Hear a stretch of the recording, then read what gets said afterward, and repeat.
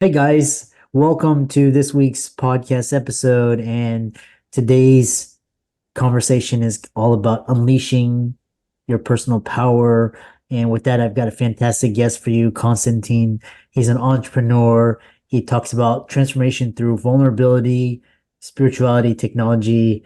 All in all, it's going to be a fantastic fireside discussion about personal development and cultivating resilience. So, Constantine, welcome. Thank you so much, Chris. Beautiful introduction, and I'm so happy to be here having a conversation with you and your beautiful audience. Yeah. I love your energy and, set the stage, talk about your background and how you came to be doing what you're doing. Absolutely, we'd love to. So I was born in Eastern Europe. And why that's important is because I was born during a time when the Communist Party was still in power. And while I was still young, while that happened for the first 7 years, a lot of the imprints in my early life at the subconscious level were from that type of era, an era of scarcity, an era of fear, an era of people not having much, right? And anyway, when I was 17, I moved to Canada. So the land of opportunity, like the US, right? North America. My parents wanted us to move here so we can have a better future. And of course, we did as a result. Went to school, did all the right things, so to speak, to achieve the American dream. Let's call it the Canadian dream in this case, right? Go to school, get a good degree, get a good job, have the wife, the house, everything you need. But then, despite all of the success, external success, I wasn't feeling fulfilled at my heart level. I wasn't feeling joyful. In fact, I was actually depressed for a very long time. Mm. And that got me wondering for many, many years. It's like, what's missing? I mean, I've chased what everyone else told me success would be. Mhm. People see me as successful. People see me as someone that's figured stuff out. But on the inside, I don't feel that. So for me, there was something missing. And I began this quest of, let's call it a personal transformation, a spiritual awakening, to truly understand who Constantine is below the indoctrination, below all the teachings of society, guardians, and all those people that only had their best interest at heart, but Yeah. yet weren't allowing the true me to shine. Fascinating because, I can resonate certainly with your story. My parents, first generation immigrants, wanted me and my brother to become doctors, live through their children. And so I check all the check marks. I was a good kid, didn't talk, all this nonsense. Exactly. And then I get there at Pinnacle and it's like, what the hell did I just do? I wasted, 20 something years of my life. So is it the same as you or what was missing? I love that you shared that because we resonate 100%. The only difference I would say for me is I wouldn't consider it necessarily wasted. I look back at my life and I'm like, well, of everything that I've learned or I've gone through rather, is an opportunity for me to learn. Mm. And there were many lessons in my life I didn't take, right? Like most of us, we go through life, something happens, and we put it in the closet because it's too painful to look, or it might be perceived a certain way that we don't agree with initially. But what I've started doing as I've gone on this journey, it forced me, instead of seeking answers externally, which I was really good at, like reading books, getting mentors, all that, to actually seek answers internally. And what I have found is that you and everyone else listening, we all have the answers within. We just are not very good at listening initially, and no one teaches us how to listen. And that's what I have been doing for the last 3 years. And I can go back and I'll be like, oh, I see why my parents wanted me to follow in their footsteps and be an engineer, because both of them are engineers. So I went down that path, like very similar to you, a doctor, right? So it's like all they wanted is for us to have the life they never had and to have a better chance at a better future. That's all. And it's all coming out of love. No. And when I started to understand that, I'm like, okay. Now I can put things in perspectives and bring lessons into my current situation. I love that. I love how you take you remove the malintent. It was not to harm you, it's to help you. And there's certain good things that came out of doing all of that. So interesting. I like how you reframed it. So talking about vulnerability and growing up, especially in my family, you had to have everything, you had to have the appearance of everything together. But you talk about embracing your vulnerabilities, leading to significant personal, professional growth. And how has this shaped your approach as a mentor and coach? That's a great question, Chris. I love it so much.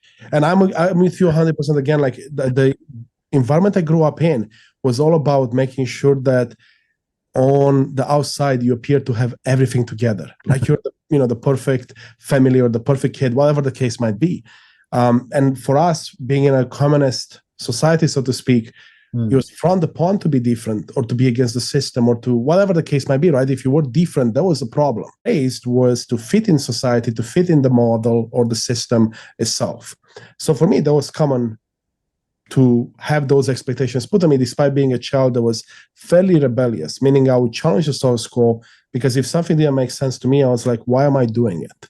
And that's how I've led most of my life. And I had these conflicts. It's like, how do I do this? Now, what did that allow to come up? Allowed, let's call it vulnerability or authenticity, like the real Constantin to show up at times, because when I would challenge something and I would be true from my heart, they would be authentic. But to be authentic, that means you need to first open yourself up, and that's vulnerability, meaning being open and sharing your journey and sharing your experience and putting it all on the table and be like, this is me.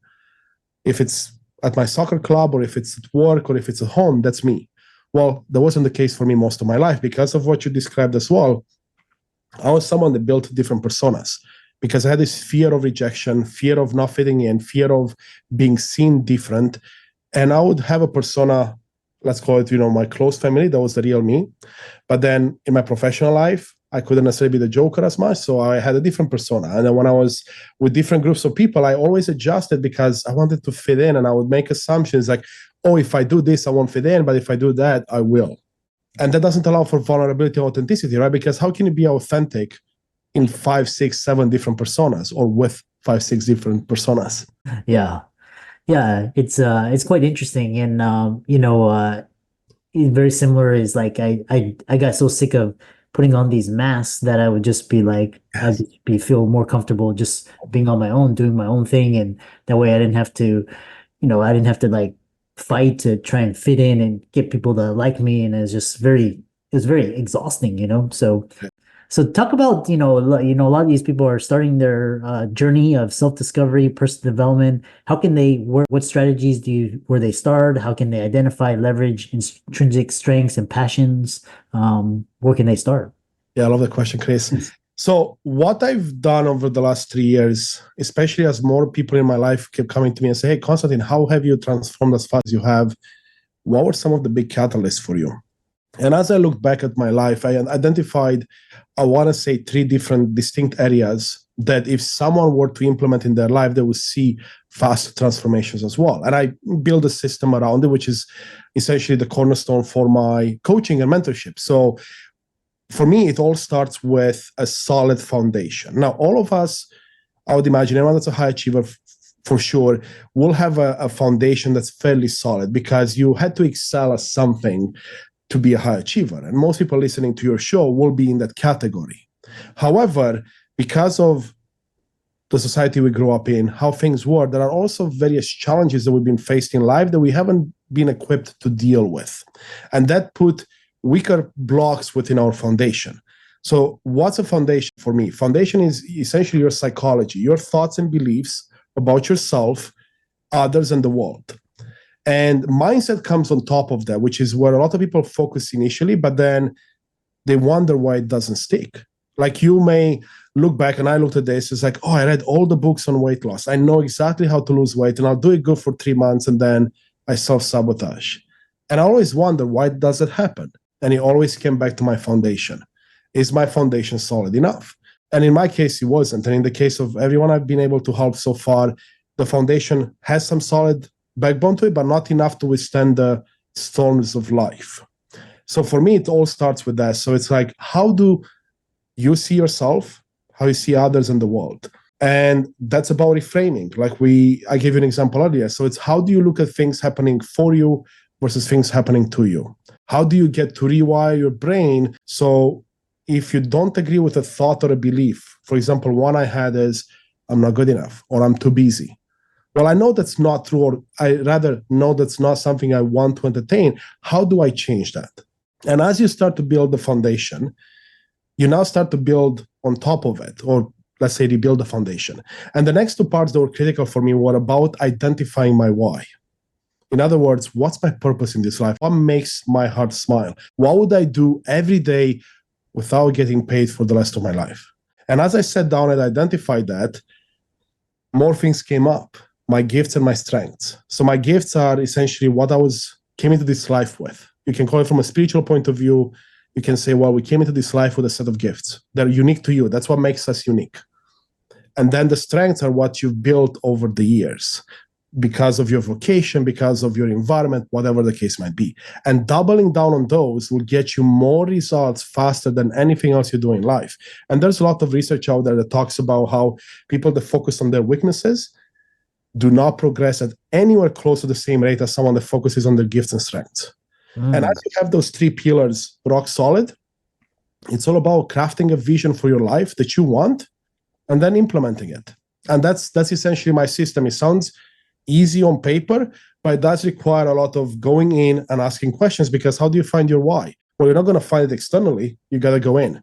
How are you going to find your gifts and strengths? You got to go in. How are you going to build a solid foundation? Well, it's your foundation. So you have to go inwards. And there's lots of exercises and things people can do, but that's where I would start. Yeah, I love that. A lot of this is, especially, one thing that I really admire, especially in today, because we're living in very rapidly changing times, and especially the younger generation, they know that the old models are not working. So, but then we have this dilemma where we have most of our physical needs met, but we're looking for these like spiritual needs. And so kind of talk about in the digital age, how do people cultivate resilience? Especially with technology, is it disjointed between spiritual practices? Just how do people just navigate this, this crazy environment, all this war and everything? Oh, that's such a beautiful question there, Chris. And it's definitely a very important one to discuss these days, because it's so easy to turn on the news or pick up your phone and look at social media, and all you see is the negative stuff. And it fascinated me because psychology was always one of my passions, and especially neuroscience. And what I have found is, and this is common knowledge, is that we all have innately built within us something called a negativity bias. And that's for evolutionary reasons. To keep us alive, we need to allow the negativity to hit us first so we can get out of the way of a lion or a moving car or whatever the case might be. Now, if that's built within us and that's our default mechanism, that means that someone that doesn't necessarily have our best interest at heart, so someone wanting to sell me something, for example, could manipulate that to their advantage or my disadvantage. So now if you look at social media, if you look at the news, if you look at how technology is being used right now, there's a lot of manipulation happening. And you don't even have to look at anything political, just look at what's being sold to you. And almost everything is a distraction. So that means you now have to become aware, well, is this something that's aiding me or is this something that's distracting me? So for me, when I start to work with someone, that's one of the first things we look at. Look at your life and let's take a look and see what your habits are. Like, what are they built on? Like, if you finish work, what do you do next? Do you go meditate? Do you go for a walk? Or do you jump straight onto Netflix or a computer game, which was, by the way, me for a long time, because I wanted to escape, so to speak, reality, all the negativity, and jump on something that would take me far away from that. To me, half the battle is always awareness. If you start to become aware of what's working against you, so let's say Mother Nature, which is your negativity bias, then you can start taking control and getting power back and doing something about it. Yeah. Yeah.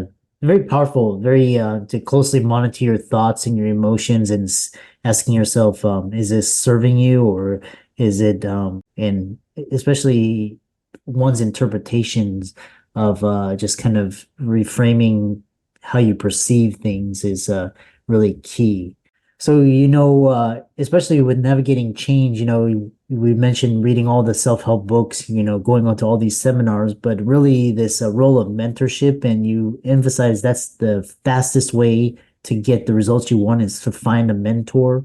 And share a story how a mentor impacted your journey, what qualities should be people looking for, and why mentorship is so important.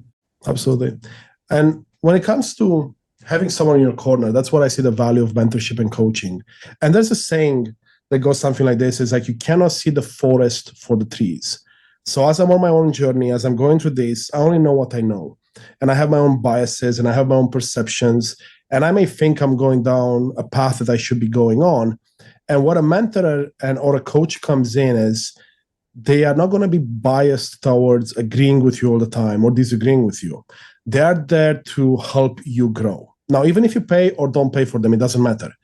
And the way I see it is that with my mentors and coaches, and I have plenty in my life right now, even though I am one myself, I couldn't be what I am today without the help of all these magnificent people.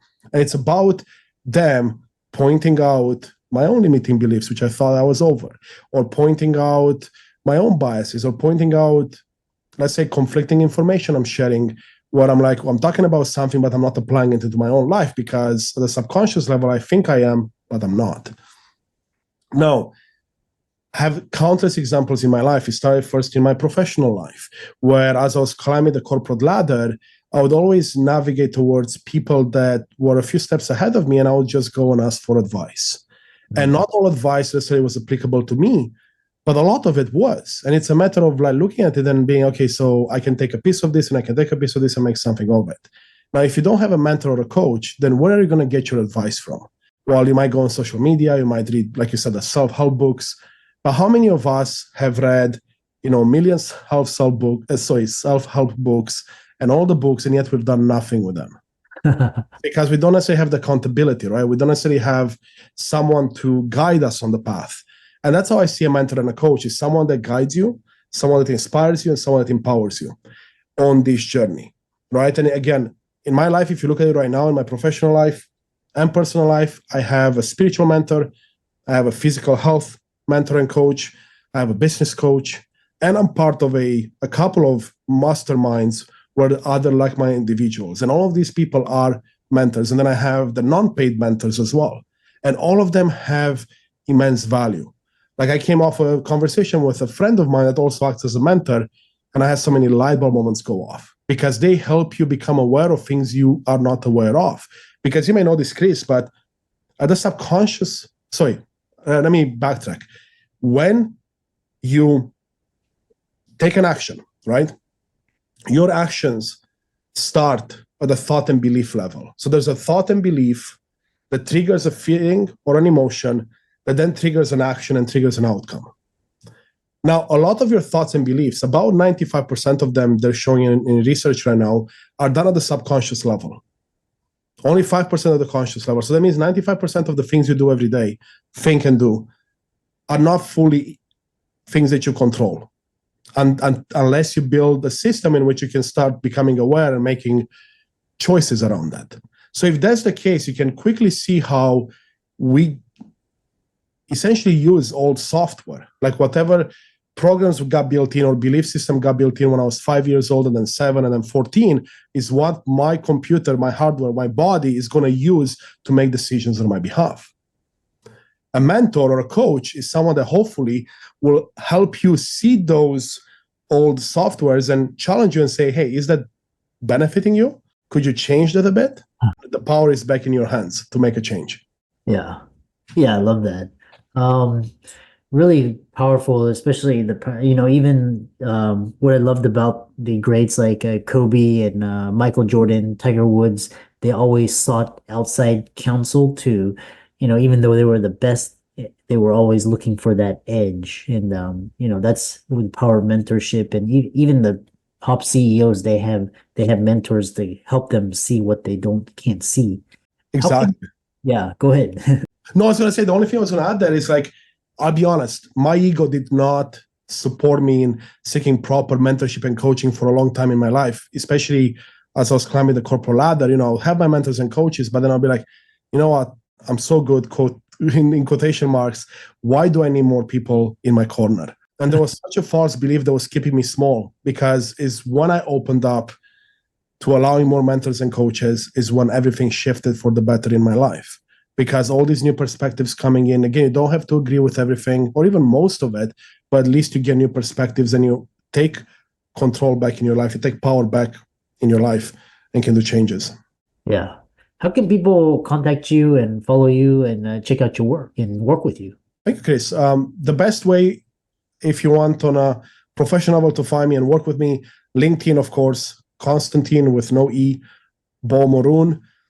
my podcast, Unleash Thyself, where we talk about essentially the stuff I talk about now, which is about rewiring your brain, personal development, spirituality, and any social media platforms. And if you want to send me an email directly, it's Constantin@unleashthyself.com. I'm always happy to chat with people about anything that they're going through, because what lights me up, Chris, is following my heart, which is all about inspiring and empowering people on this journey in life. That's it.